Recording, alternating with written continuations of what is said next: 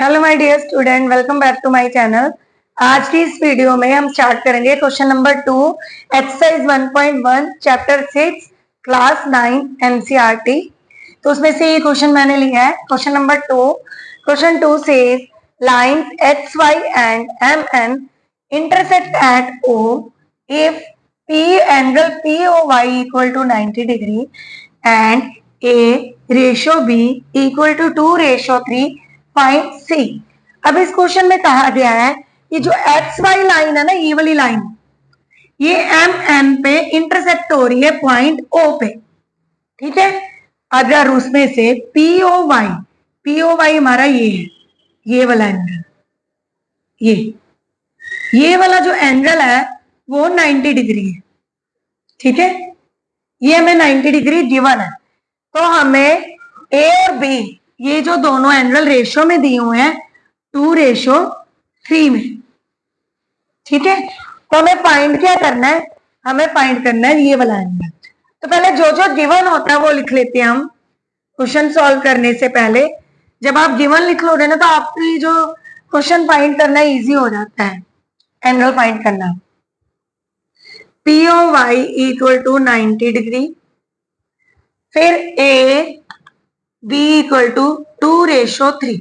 जो भी एंगल पहले होगा इसका रेशियो पहले होगा, जो भी नेम आपको पहले दिया होगा। बी बाद में, तो इसका रेशियो ये है, तो इसको लेट कर लेते हैं एक्स के साथ।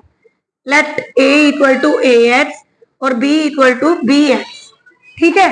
तो ऐसे ही सेम 2x और 3x हो जाएंगे दोनों एंगल।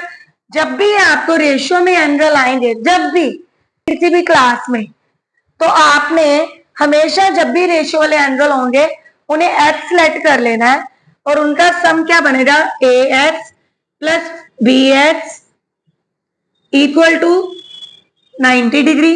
क्यों? क्योंकि ये देखो, रीजन बताएंगे। एक्स वाई हमारी स्ट्रेट लाइन है, एक्स वाई के ऊपर अगर पी ओ वाई 90 डिग्री बन रहा है तो P O X, angle P O X किसके बराबर हो जाएगा, वो भी 90 डिग्री के बराबर हो जाएगा, है ना। अगर पी ओ वाई, इफ, मैं पूरा लिखकर बताती हूँ ताकि इजी से आप पूरा पहले आपको समझ आए। If P O Y equal to 90 degree, अगर पी ओ वाई 90 डिग्री है तो पी ओ एक्स वो भी 90 डिग्री की इक्वल होगा। रीजन है X Y is a straight line,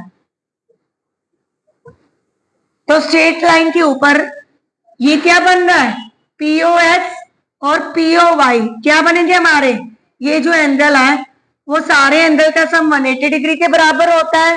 तो 90 डिग्री पीओ वाई दिया है, दूसरा 180 से माइनस करके पीओ एक्स भी हमारा क्या आ जाएगा, 90 degree. 180 minus 90 degree equal to 90 degree, ठीक है। ये भी लिख सकते हो और आप ये भी लिख सकते हो कि ये पूरे एंगल और ये एंगल लीनियर पेयर बनते हैं, है ना।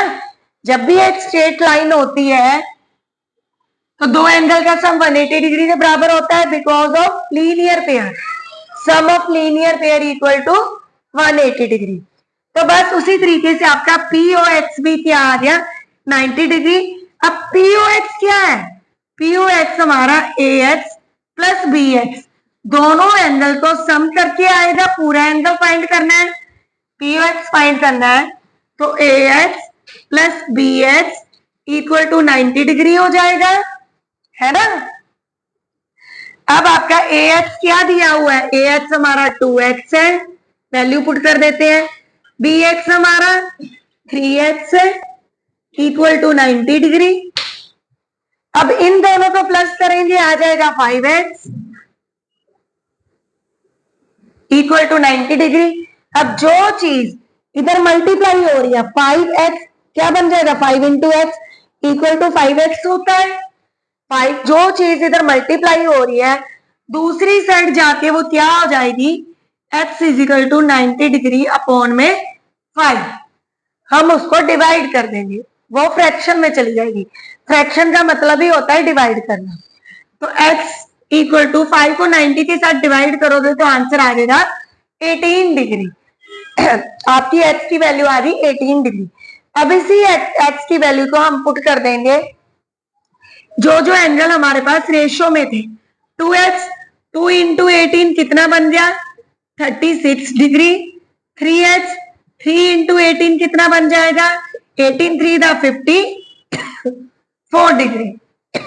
मल्टीप्लाई कर लेंगे x की वैल्यू की जगह पे x की वैल्यू पुट कर लेंगे जहां भी x गिवन है और फिर उनको आपस में मल्टीप्लाई कर देंगे तो हमारे एंगल फाइंड हो जाएंगे। जब भी रेशो में एंगल होंगे आपने ऐसे ही करना है, इस तरीके से ही फाइंड करना है जैसे मैंने आपको बताया। इन दोनों को प्लस करके x लेके प्लस करके आपके पास वैल्यू आ जाएगी। उसी वैल्यू को उसके साथ आपने जो एंगल गिवन होंगे उनके साथ मल्टीप्लाई करना है और आपके एंगल आ जाएंगे। एंगल ए आपका आ गया 36 डिग्री, एंगल बी आपका आ गया 54 डिग्री। ये यहां लिख देती हूं, ठीक है। अब आपको क्या फाइंड करना है, ये तो एंगल हमें फाइंड कर ले, फाइंड हमें करना है एंगल सी। और इतना सारा मुझे बताना इसलिए पड़ा क्योंकि हमें सी एंगल फाइंड करने के लिए बी की जरूरत थी। तो बी एंगल फाइंड करेंगे तभी तो हमारा सी आएगा। कैसे, देखो इसको रेज कर रही हूं मैं यहां से जी। अब देखो एम एन, आपकी एम एन क्या बन रही है, एक स्ट्रेट लाइन बन रही है, यहां से सीधी जा रही है। अगर आप यहां पर खड़े हो, यहां पर ऐसे खड़े होकर देखें तो यहां से ये सीधी एक स्ट्रेट लाइन जा रही है। स्ट्रेट लाइन के ऊपर ये दो एंगल, एंगल सी और बी क्या बन रहे हैं, linear pair. M N is straight line, angle B plus angle C equal to 180 degree by linear pair. Reason क्या बताओगे, लीनियर पेयर, ठीक है।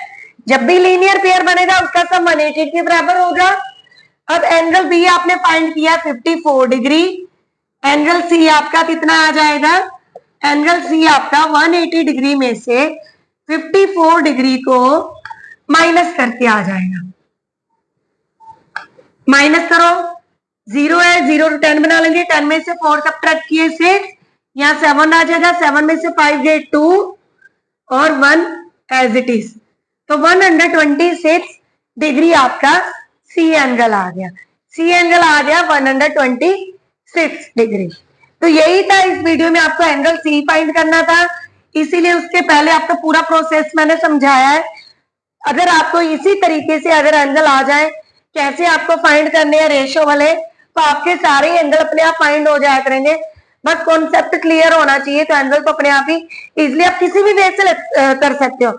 जरूरी नहीं मैंने आपको बताया ये स्ट्रेट लाइन है, आप इसको इस एंगल को फाइंड करके भी, इस वाला एंगल फाइंड करके इसको स्ट्रेट लाइन लेकर भी ये दो एंगल फाइंड कर सकते थे। आप किसी भी वे में फाइंड कर सकते हो अगर आपका कॉन्सेप्ट क्लियर है। तो कॉन्सेप्ट क्लियर करने के लिए मैंने इसकी इंट्रोडक्शन पार्ट बनाया है, आप वहां से जाके इस वीडियो का इंट्रोडक्शन पार्ट समझे और आपको बहुत अच्छे समझ आएगी। तो चैप्टर अपने आप ही इजिली समझ आ जाएगा आपको। आई होप आज मैंने जो क्वेश्चन समझाया है पूरे वे से समझाया वो भी आपको बहुत अच्छे से समझ आया हो। अगर आप नए हो मेरे चैनल को पहली बार देख रहे हो मेरी वीडियो को तो सब्सक्राइब जरूर करें। Thank you, bye bye.